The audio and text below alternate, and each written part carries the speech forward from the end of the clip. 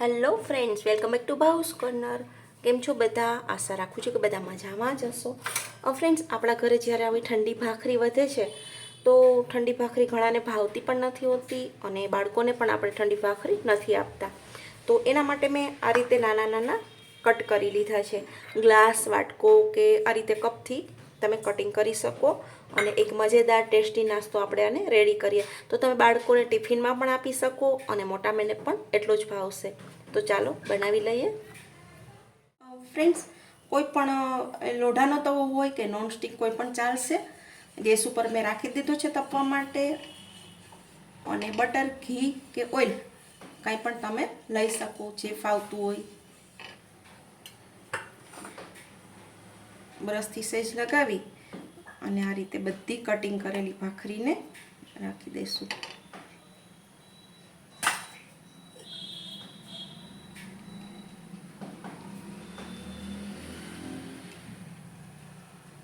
મેં ઘી લીધું છે, એનાથી ટેસ્ટ એકદમ સરસ આવશે.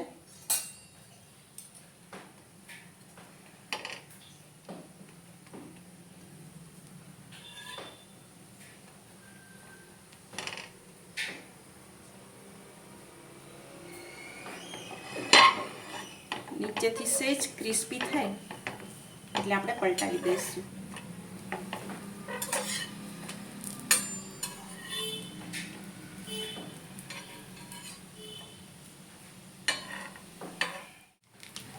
હવે જો શેજવાન ચટણી ભાવે તો એ, પીઝા સોસ ભાવે તો એ, અને જો બાળકો નાના હોય અને તીખું ન ખાઈ શકતા હોય તો તમે ટમેટો કેચઅપ પણ લઈ શકો.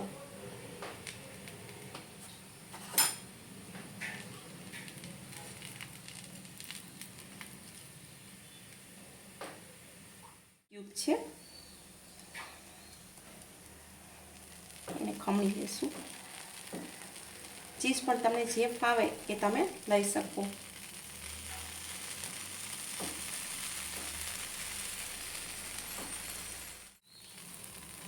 આપણને ટિફિનમાં પણ મજા પડી જાય અને જોઈને ખાવાનું મન થાય એ માટે થોડાક કલરફુલ વેજીટેબલ્સ આપણે ઉમેરી દઈએ.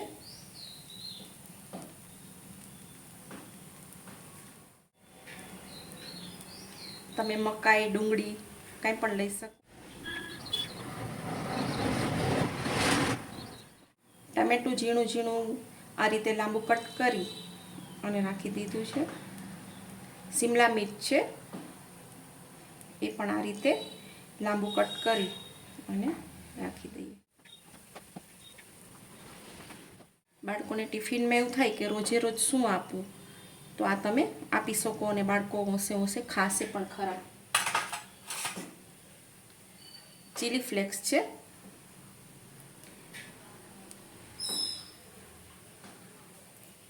એ સ્પ્રિંકલ કરી દઈશું. ઓરેગાનો છે,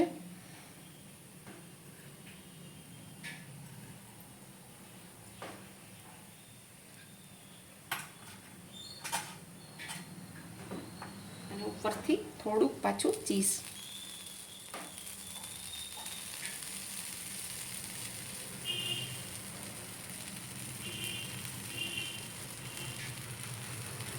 મેં ડુંગળી લસણનો ઉપયોગ નથી કર્યો. તમે ઝીણી ઝીણી ડુંગળી પણ આમાં મૂકી શકો અને 5 મિનિટ માટે એને ચીઝ મેલ્ટ થાય ત્યાં સુધી થવા દેશું.